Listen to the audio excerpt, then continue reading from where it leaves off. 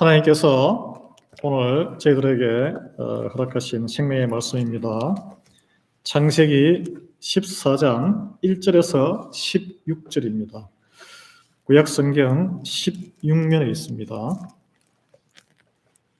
16면 14장 1절에서 16절 우리 한 목소리로 같이 읽도록 하겠습니다. 당시에 시날 왕 아므라벨과 엘라살 왕 아리옥과 엘라 왕 그돌라오멜과 고임 왕 디달이 소돔 왕 베라와 고모라 왕 비르사와 아드마 왕 시납과 스보임 왕 세메벨과 벨라 곧 소알 왕과 싸우니라. 이들이 다 시딤 골짜기 곧 지금의 염해에 모였더라. 이들이 12년 동안 그돌라오멜을 섬기다가 제13년에 배반한지라. 제14년에 그돌라오멜과 그와 함께한 왕들이 나와서 아스도롯 가르나임에서 느바 족속을, 함에서 수스 족속을, 사웨 기랴다임에서 엠 족속을 치고 호리 족속을 그 산 세일에서 쳐서 광야 근방 엘바란까지 이르렀으며 그들이 돌이켜 엠미스박 곧 가데스에 이르러 아말렉 족속의 온 땅과 하사손 다말에 사는 아모리 족속을 친지라.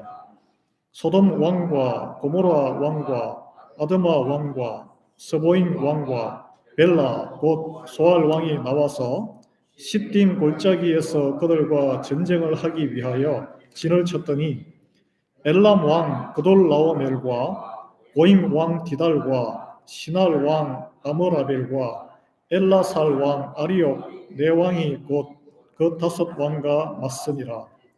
시딤 골짜기에는 역청 구덩이가 많은지라.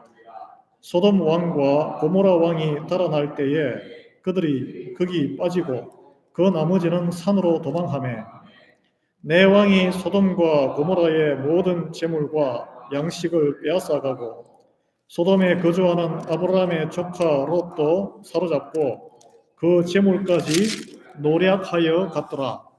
도망한 자가 와서 히브리 사람 아브라함에게 알리니 그때에 아브라함이 아모리 족속 마므레의 상수리 숲을 근처에 거주하였더라. 마므레는 에스골의 형제요 또 아넬의 형제라. 이들은 아브라함과 동맹한 사람들이더라. 아브라함이 그의 조카가 사로잡혔음을 듣고 집에서 길리고 훈련된 자 318명을 거느리고 단까지 쫓아가서 그와 그의 가신들이 나뉘어 밤에 그들을 쳐부수고 다메섹 왼편 호바까지 쫓아가 모든 빼앗겼던 재물과 자기의 조카 롯과 그의 재물과 또 부녀와 친척을 다 찾아왔더라. 아멘.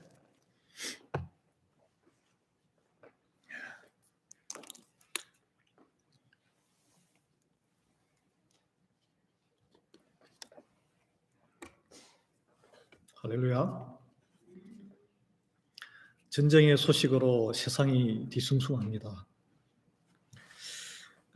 제가 찾아보니까 인류가 이제 이 추적이 가능한 기록에 지난 3,400년 동안 전쟁을 하지 않고 평화로운 기간이 딱 8년이었다고 합니다.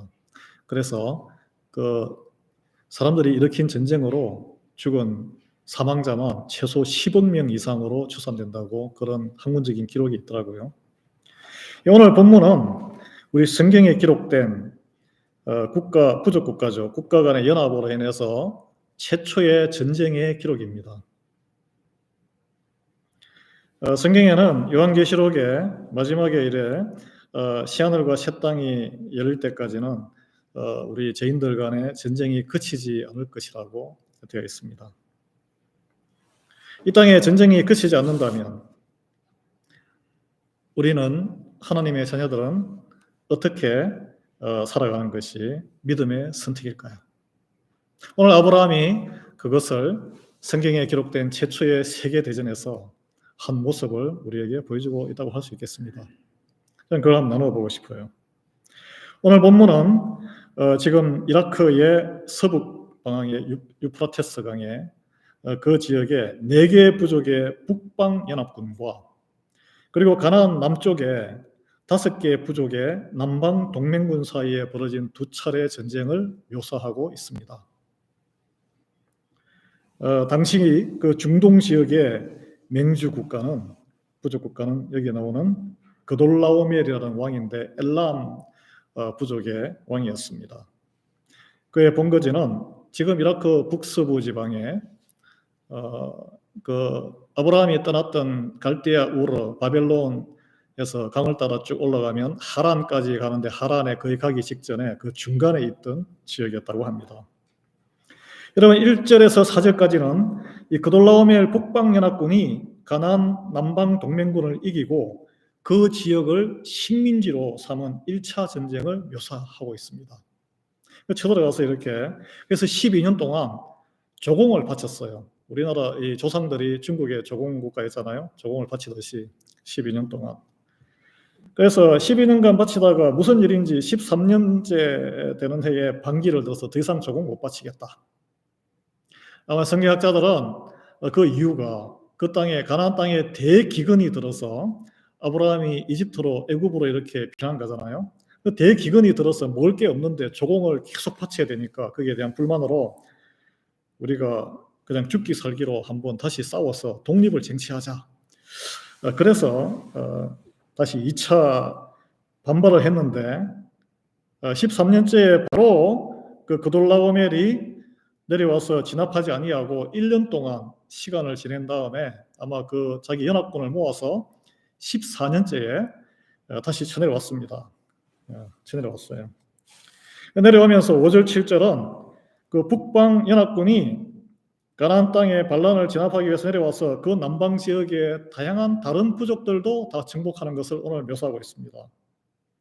여기 보면은 그 전쟁이 벌어진 곳이 첫 번째나 두 번째나 다 시딤 골짜기라고 나옵니다. 시딤 골짜기. 이 시딤은 아카시아 나무를 말해요. 아카시아 나무.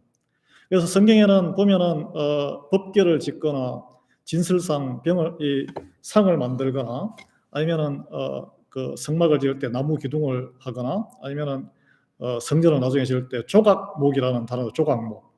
아카시아 나무가 흔했고 그런 조각목. 제가 이런 배경 설명을 좀 합니다. 근데 이 3절에 보면 곧 지금의 염해라 소금 바다라고 설명하는데 이 지금이란 것은 창세기가 처음 쓰여졌던 모세의 시대.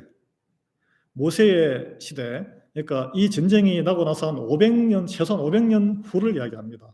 500년 전에 이 전쟁이 벌일 때는 소금 바다가 없었다는 이야기예요. 골짜기였다는 것이죠.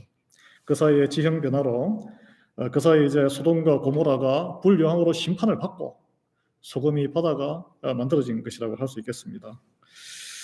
그래서 그 당시에는 아카시아 나무가 많았고 역청 구덩이, 그 시커먼 끈적끈적한 우리가 아스팔트 깔 때 쓰는 그런 원유 구덩이가 많았다는 것이죠. 그 지역에.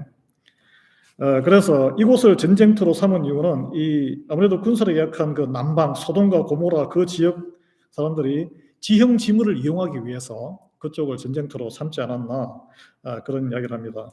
그런데 여러분 오늘 여기에 우리가 읽었듯이 결국은 남방 동맹국 소돔과 고모라가 졌어요. 인간적으로 아무리 머리를 쓰고 지형 지물을 잘 이용하고 준비를 해도 전쟁은 하나님의 손에 달려있다는 것이죠. 오늘 뭐 요즘 우리가 보지 않습니까? 2, 3일 내에 전쟁이 끝날 것 같았는데 지금 2주 이상 전 세계가 단합해서 우크라이나를 돕고 있습니다. 전쟁은 인간이 하지만 하나님의 손에 달려 있습니다. 영적인 전투도 마찬가지예요. 우리가 분투하며 기도하며 싸우는 것 같지만 하나님께서 우리와 함께 싸우시는 줄 믿으시기 바랍니다. 그래서 소돔과 고모라가 이 2차례의 전쟁을 경험하고도 그들이 살아가던 패턴을 회개하지 아니하고 결국은 심판을 받게 됩니다. 그 당시에 거기는 소금이 많아서 소금이 귀하잖아요. 예나 지금이나. 소금 장사를 통해서 굉장히 부를 쌓고 육체적인 쾌락을 위해서 폭력적으로 동성애도 마다하지 않는 그런 도시 문명을 일으킨 곳이 소돔과 고모라였죠. 네. 어쨌든 이 아브라함의 조카 롯이 눈에 보이는 기름진 목초지, 지금은 뭐 사막 같은 곳이지만 당시에는 기름졌다 그래요. 그것을 보고 따라가서 정착했던 그 소돔에가 정착한 시기는 이 1차 전쟁과 2차 전쟁 사이로 추정이 되고 있습니다. 그래서 당시에 소돔과 고모라, 이 롯이 이사할 당시에는 조공을 바치며 불안한 평화를 이루고 있던 국제 정세 가운데 그 땅으로 이사를 간 것이죠. 그래서 기름진 목초지에서 양떼와 소떼를 키우고 재산 정식에 몰두해서 재산 분리는 즐거움, 그리고 그 소금 팔아서 도시 문명을 일으킨 소돔과 고모라를 즐기면서 그렇게 롯이 살다가 하루아침에 세계대전에 휘말리게 됐습니다. 결과적으로 소돔과 고모라가 이겼으면 괜찮은데 남방 동맹군이 크게 패해서 자기들이 전략적으로 이용하고자 했던 역청구덩이에 도망가다가 더 많이 빠져 죽게 되었다고 오늘 여기에 성경은 묘사하고 있죠. 뿐입니까? 모든 재물과 양식을 다 약탈당하고 여기에 모든 것, 모든 재산을 다 날렸다는 거예요. 뿐 아니라 처자식과 주민들은 전쟁포로로 잡혀가게 됐습니다. 그 당시에 전쟁포로 잡혀가면 노예로 팔려가는 거예요. 노예로. 그 소돔은 이 타락한 문명이었는데 롯 가족들, 식솔들 잘 살다가 양떼와 소떼 재산 하루아침에 다 날리고 본인은 노예로 팔려가는 신세에 전락했다는 것입니다. 하루아침에 당한 날벼락, 이 롯 가족의 이런 하루아침에 당한 날벼락, 하나님의 은혜를 한때 입은 사람일지라도 우리가 세상 이익에 눈이 멀어서 하나님을 멀리하고 세상을 쫓는 인생을 살다 보면 세상에는 죄악이 관영하고 서로 전쟁을 벌이는 것이기 때문에 전쟁에 휘말립니다. 환란에 휘말려요. 같이 불구덩이에 한순간에 멸망할 위험에 빠질 수 있다는 교훈을 우리에게 알려주고 있습니다. 이 와중에 도망친 한 사람이 아브라함에게 와서 롯의 이런 소식을 알렸다라고 되어 있습니다. 저는 여기서 한번 생각했어요. 만약에 나에게, 저도 장성한 조카가 있고 나에게 만약에 이런 일이 생긴다면 어떻게 대응했을까? 만약 여러분에게 이 아브라함과 같은 이런 사건이 터진다면 뭐 이런 일이 일어나서는 안 되겠지만 어떻게 반응하시겠습니까? 예를 들어서 같이 이민을 와가지고 초기에 고생하면서 사업을 일구었어요. 규모가 커져서 자식도 성장하고 야 너는 이제 나가서 새로 가게를 하나 오픈해라. 내가 종잣돈 줄 테니까 그동안 수고 많았다. 조카든 동생이든 그렇게 많이 하지 않습니까? 근데 이 롯을 비유하자면 지분을 쪼개고 해서 투자돈을 새로운 시장을 분가시키고 했는데 조카가 보니까 더 마켓이 좋은 데를 차지하겠다고 나서는 거예요. 그래도 양보하고 그래 가서 잘 살아. 근데 가서 연락도 없고 장사가 잘 돼가지고 점점 부자가 된다는 소문은 들려오는데 마음속으로는 서운한 마음이 나죠. 아무런 안부 인사도 없고. 그런데 그 도시에 인종 폭동이 일어났어요. 뉴스에 보니까 폭동이 일어나가지고 가게가 다 불타고 뭐 미국에서 인질까지는 없지만 인질이 돼가지고 끌려갔다는 그런 소식을 들었다. 이런 일이 일어나면 안 되겠지만 만약에 그러면 여러분 어떻게 하시겠어요? 미국에서 우리가 이민 초기에 위험한 동네에서 미천이 작은 상태에서 스몰 비즈니스 가게를 많이 했습니다. 요즘은 사행산업이 됐는데 실제로 다른 대도시 서부에서는 아직도 그런 일이 일어나고 있어요. 그리고 대도시의 이야기인데 우리 도시가 아니고 장사가 잘 된다는 특정 마켓에 소문이 나면 홀세일 하시는 분이 자기의 리테일로 이렇게 다 가는 거 어카운트를 다 들여다보니까 그 인근에 가서 가게를 차리는 거예요. 그래서 어떤 협회, 뷰티 스플라이나 이런 협회에서는 1마일이나 2마일 규정이 있습니다. 잘 되는 가게 옆에 2마일 안에는 가게를 열지 마라. 그런 자기들의 협정이 있어요. 왜 이런 일이 벌어집니까? 돈에 눈이 멀어서 내가 살아남기 위해 다른 사람의 안위를 무시하기 때문에 그런 일이 벌어지는 것이죠. 그런데 오늘 이 성경에 나오는 이야기는 우리가 한인들 사이에 과당 경쟁의 그런 이야기가 아니에요. 나의 사랑과 호의와 은혜를 배신하거나 모른 체하고 살아가는 사람, 위험의 지경에 빠졌을 때 나는 어떻게 대응할 것인가? 한때 내 밑에서 일하거나 동업했던 사람이 나에게 서운함을 남기고 은혜를 배신하고 나아가서 내 시장을 잠식하고 등에 칼을 꽂고 나에게 고마움을 잊어버리고 살아갈 때, 그가 갑자기 어려운 일을 당했을 때 우리는 어떻게 반응해야 되나? 여러분, 대도시에서는 한인들 사이에 이런 일이 많습니다. 그거 참 고소하네. 인과응보네. 하나님의 응징을 받으셨네. 그렇게 될 줄 알았어. 이렇게 반응하는 것은 세상 사람들 반응이에요. 이런 마음이 들더라도 그냥 속으로 꼭 아니지. 내가 그 정도까지 생각하면 안 되지 생각하고 그렇다고 내가 굳이 도와줘야 할 필요는 없잖아. 모른 체 하자. 이렇게 할까요? 우리가 보통 도와줄 때는 어떻게 합니까? 팔이 안으로 굽는다고 내 혈육을 먼저 도와줍니다. 혈육을 먼저 도와줘요. 그런데 오늘은 이 아브라함과 롯이 혈육 관계지만 만약에 나와 아무런 이해관계가 없는 사람이에요. 같은 한인일 수도 있고 요즘처럼 우크라이나에 우리하고는 사실 아무런 혈연 관계가 없잖아요. 물론 그 안에 일제시대에 만주 연해주로 가서 스탈린 시대에 끌려가서 중앙아시아로 끌려가서 아주 절반 이상이 죽고 그 후손들이 까레이스키라고 우리 한인들이 삽니다. 그래서 많은 교회들이 그분들을 먼저 돕기 위해서 지금 모금운동을 하고 있어요. 그렇지만 우리의 삶과는 아무런 관계가 없어요. 내 형제자매도 아니고 우리 두고 온 조국도 아니고.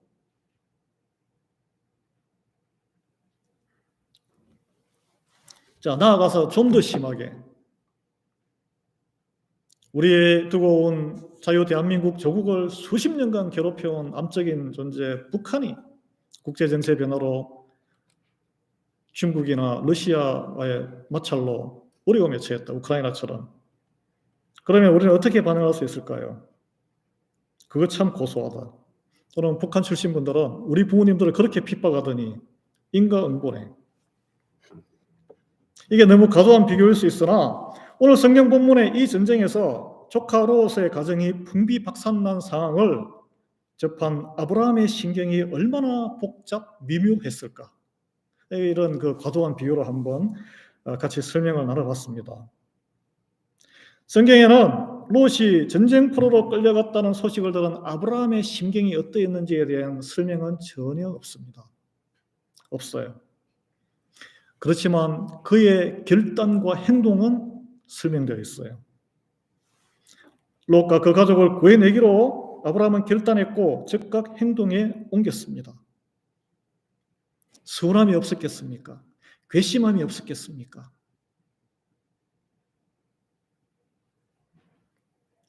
그 거대한 연합군에 내가 어떻게 맞서지 두려움이 없었겠습니까? 그런 생각을 듣고 그를 구해내기로 결정을 한 것이죠. 여러분, 우리는 여기서 롯이 아브라함에게 고통을 준 사람이라는 것을 기억할 필요가 있습니다. 사랑에 배신한 사람이라는 것을 기억할 필요가 있어요. 롯은 자기를 친아들처럼 키우고 돌봐준 삼촌 아브라함을 존중하거나 전혀 고려하지 않은 사람이었어요. 물욕을 따라서 좋은 땅을 먼저 차지한 무례한 사람이었습니다. 배은망덕하고 이기적인 롯. 그러나 아브라함은 그가 위험에 처했을 때 바로 구하려고 나섰습니다. 이것이 믿음이 있는 사람이 하는 세상 상식과 다른 결정이라는 것이죠. 책임질 필요가 없어요. 자기가 결정하고 자기가 갔는데, 그럼에도 불구하고 목숨을 걸고 책임지는 사랑의 행동이었습니다. 신실하신 하나님이 우리가 죄인 되었을 때 행하신 그 사랑이 바로 이 사랑입니다. 우리 하나님한테 등 돌리고 하나님 감심도 없고 싫어하고, 그런데도 하나님께서 우리를 구원하시기 위해서 사랑하는 독생자, 생명을 십자가에 못 박으시기까지 하시면서 우리를 구하려고 끝까지 살리셨잖아요.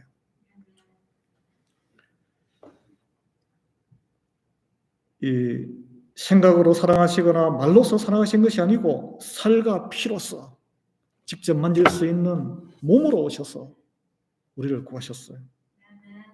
같이 먹고 마시고 같이 사심으로 시간과 공간으로 우리에게 먹을 떡을 주시고, 본인이 또 떡이 되시고, 마실 수 있는 생수로 피를 쏟아주시고, 생명의 말씀으로 우리를 전인적으로 사랑하시고 죄악의 멸망과 사망의 심판에서 구원하셨습니다. 그래서 이 하나님의 사랑을 끝까지 책임지는 사랑, 책임질 필요가 없는데 끝까지 책임지는 사랑. 우리의 자식들한테 그렇잖아요. 미우나 고우나 세상은 다 손가락질하고 살인자라고 해도 부모와 엄마는 밥은 먹었나? 끝까지 책임지는 사랑. 성경에는, 구약 성경에 이런 하나님의 사랑을 헤세드라는 히브리어로 쓰는데 240여 차례 등장합니다. 하나님의 사랑, 하나님의 자비로우심, 이런 식으로 번역이 됐는데 한국어로 맨 처음에 나오는 게 창세기 24장 27절에 아브라함의 종이 이삭의 아내를 찾아 리브가를 우물가에서 만났을 때, 그 리브가가 아브라함의 며느리감임을 하나님께서 준비하심을 알고 하나님을 찬양하면서, 이름 경배하며 찬양할 때 뱉은 이렇게 기도한 말씀에 나옵니다. 나의 주인 아브라함의 하나님 여호와를 찬송하나이다. 나의 주인에게 주의 사랑과 성실을 그치지 아니하였사오며 여호와께서 길에서 나를 인도하사 내 주인의 동생 집에 이르게 하셨나이다. 아멘. 주의 사랑 할 때 여기에 이 끝까지 책임지는 사랑을 말씀하시는 거예요. 인도하시고 모든 인생의 길을 책임져 주시는 하나님의 사랑, 그것이 오늘 믿음에 있는 아브라함의 실천하는 사랑으로 드러나게 되는 것입니다. 예, 이 사랑이 시편 곳곳에서는 주의 인자하심, 자비로우심으로 번역되고, 특히 출애굽기 34장 7절에서는 주의 인자를 천대까지 베풀며 악과 과실과 죄를 용서하리라. 이 하나님의 이 책임지는 사랑이 우리 당세대뿐 아니라 우리의 믿음으로, 물론 각 사람마다 하나님을 개인적으로 만나야 되죠. 우리가 믿는다고 자식이 스스로 저절로 믿지 않습니다. 그래서 하나님의 은혜가 천대까지 악과 과실과 죄를 용서하는 그리스도의 사랑이 흘러간다는 것을 말하고 있습니다. 여러분, 상대방이 어떠하든 상관없이, 나에게 어떻게 대하든 상관없이 끝까지 사랑을 베푸는 것이 바로 이 사랑입니다. 그 신실하신 하나님이 우리를 향해서 베푸신 사랑입니다. 예. 그 사랑을 입은 저와 여러분이 하나님의 능력으로 성령 충만할 때 베풀 수 있는 사랑임을 믿으시기 바랍니다. 우리 능력으로 되겠어요, 그게? 오늘 본문의 아브라함은 바로 그 하나님의 헤세드 사랑을 사랑의 배신자인 조카 롯에게 베푼 거예요. 그 베풀 때는 코스트가 들어가겠죠. 위험, 리스크. 예수님이 제자들과 우리에게 보여주신 사랑이었습니다. 예수님은 제자들이 그 중에 한 제자는 당신을 팔아먹고 나머지 제자들은 다 도망갔잖아요. 그 배신할 것을 다 알면서도 끝까지 사랑하셨습니다. 그래서 요한복음 사도 요한은 3장 1절에서 이렇게 기록을 남겼어요. 6월절 전에 예수께서 자기가 세상을 떠나 아버지께로 돌아가실 때가 이런 줄 아시고 세상에 있는 자가 사람들을 사랑하시되 세상에 있는 자기 사람들을 사랑하시되 끝까지 사랑하시니라. 세상에 있는 자기 사람들, 제자이기도 하지만 바로 저와 여러분입니다. 바로 여러분들이세요. 곧 이 밤이 지나 자신을 팔아먹고 배신할 가룟 유다의 발까지 씻어주시잖아. 참된 사랑은 조건을 따지거나 탓하지 않습니다. 그리고 아브라함이 믿음으로 실천한 이 하나님의 책임지는 사랑, 용서를 바탕으로 했습니다. 용서. 아브라함이 롯을 권할 수 있었던 것은 롯에게 받은 서운함과 배신당한 뼈아픈 과거를 털어내고 덮고 용서할 수 있었기 때문에 가능했어요. 이 롯이 알거나 모르거나 철이 없어서 그렇게 했을 수도 있지만 아브라함에게 행한 것은 세상적으로 보기에도 악한 일이죠. 그러나 아브라함은 자기에게 무례하게 행한 롯의 그 악함을 계속 씹거나 썬뿌리처럼 묵상하거나 생각하지 아니했고 하나님의 선하심과 약속을 먼저 생각했고 하나님의 축복과 은혜를 더 생각했기 때문에 롯에 대한 서운함, 분노의 마음을 용서와 사랑의 마음으로 덮을 수 있었던 것입니다. 우리는 그렇게 해석할 수 있어요. 예. 고린도전서 사랑장에 보면 13장에 5절에 이렇게 나옵니다. 사랑은 무례히 행하지 아니하며 자기의 유익을 구하지 아니하며 승리지 아니하며 마지막에 악한 것을 생각하지 아니하며 이렇게 되어 있는데 여기 악한 것을 생각하지 않는다는 것, 이것을 다른 또 번역에 보면 다른 사람이 행한 나에게 악한 일을 내 생각에 넣어두지 않는다는 거예요. 용서는 내 생각에, 기억에 다른 사람이 나에게 상처를 준 일을 기억을 지우는, 털어내는. 어떻게 지울 수 있습니까? 그거? 이 중독, 담배를 여러분 피시다가 끊으신 분도 있을 테고 많은 중독이 있습니다. 자녀들의 개인 중독도 있고 그걸 털어내는 길은 담배 끊으려면 껌을 씹거나 물을 많이 마시거나 여러 가지 방법이 있는데 그것은 안 돼요. 하나님의 말씀으로 성령의 감동으로 꽉 차면은 생각 자체가 없어집니다. 제 개인 경험입니다.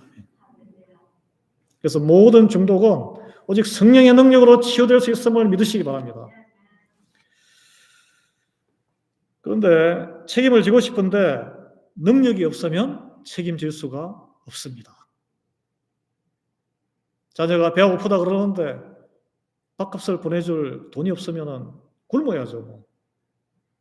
빚을 낼 능력이 없으면 같이 굶습니다. 내가 가진 능력과 재원이 없으면 마음은 원이로되 할 수 있는 일이 없어요. 우크라이나 사태에서 아무리 우리 한인 동포가 어려움에 처해 있어도 우리가 준비되어 있지 않으면 도울 수 없습니다. 우크라이나 국민들이 다 죽을 위기에 처하고 뉴스 듣기가 괴롭습니다. 국가가 전망 위기에 처해도 핵을 쥐고 아무리 깡패 노릇하고 행포를 부려도 서방 국가들이 이에 대한 해결 능력이 없으면 마음이 안타깝고 피눈물이 나도 아무런 일을 할 수 없어요. 그러나 믿음의 사람은 하나님의 지혜로 살아가는 사람이에요. 하나님의 지혜로 평상시부터 비상사태, 위기상황을 잘 준비하는 사람임을 우리 아브라함을 통해서 배울 수 있습니다. 오늘 아브라함은 놀랍게도 준비된 318명의 장정, 잘 훈련된 자가 있었어요. 언제 이런 여기에 집에서 길리고 훈련된 자란 말은 그 집에서 태어나서 성장해서 한 마음으로 그냥 태어나서 자란 것뿐 아니라 잘 훈련되었다, 연단받았다는 거예요. 그리고 정착해서 살던 땅의 이웃 부족들과 사이가 좋아서 동맹관계를 맺고 있었습니다. 같이 세력을 이룰 수 있었다는 거예요. 준비되어 있었습니다. 그래서 즉각 군대를 동원할 수 있었어요. 이웃과도 사이좋게 잘 지냈다는 거예요. 놀랍게 그들은 두려움을 떨치고 승리하고 돌아가는 그 북방 동맹군을 추격해서 전쟁에서 이깁니다. 그래서 포로로 잡혀갔던 소돔과 롯과 가족들뿐 아니라 다른 주민들까지 다 구해내요. 그 약탈물까지 다 찾아오는 승리를 거둡니다. 놀라운 일이죠. 이건 하나님이 이루신 일입니다. 하나님의 살아계심을 믿고 믿음으로 살아가는 사람은 아브라함의 이 위기에 준비하는 자세를 배워야 한다고 봅니다. 많은 교회들이 오늘날 바이러스 팬데믹으로 무너지거나 어려움에 처하고 있습니다. 많은 교회들이 문 닫았어요. 만약에 평온했던 평상시에 열심으로 전도하고 그래서 새롭게 회개하고 주님 영접하고 새로 태어나서 성도들이 생기고 또 교회에 다니던 성도들 계속 육신의 안일함에 젖어서 예배를 게을리하고 말씀을 멀리하고 훈련받기를 싫어하고 그렇게 살지 아니하고 열심히 훈련했다면 아마 이 어려운 시기에 더 세상의 빛과 소금으로 더 크게 쓰임을 받았을 줄 믿습니다. 그래서 극히 소수의 교회가 이 어려움에 더 열심으로 세상을 어려운 사람들 섬기고 더 구제 활동하고 그런 소식을 듣지 않습니까? 저는 우리 레아이밸리 한인교회가 그런 교회 될 줄 믿습니다.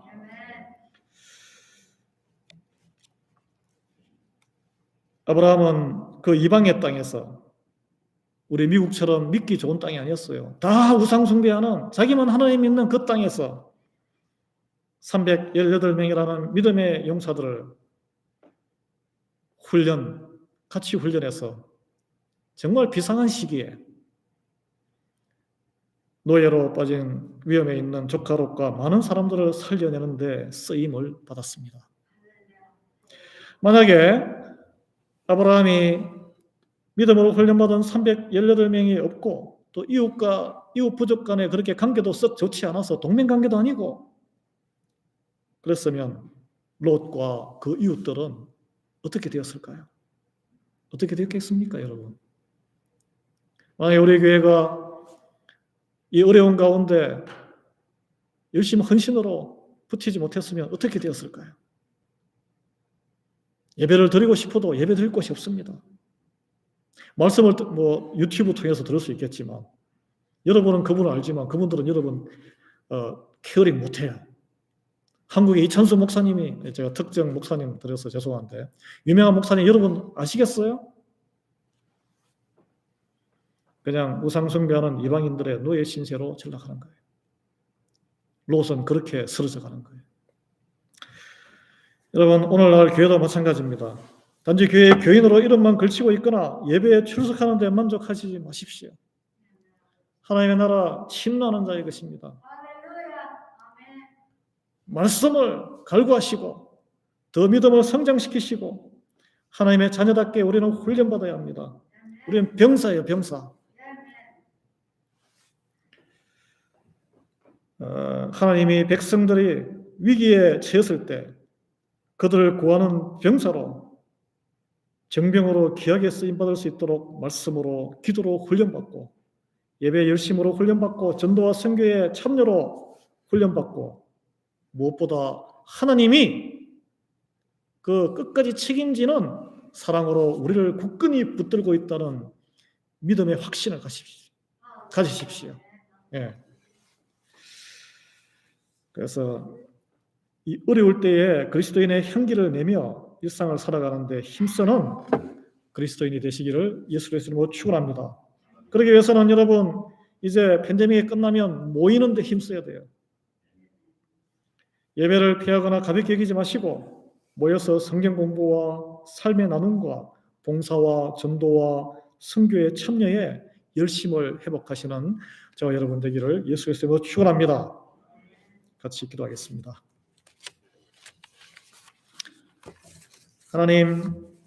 하나님께서 저희가 하나님 등 돌리며 모르고 있을 때 불쌍히 여기사 예수 그리스도의 십자가 보혈로 저희를 구원해 주시고 비틀거리고 연약한 저희를 붙들고 끝까지 책임져 주시는 사랑을 감사드립니다.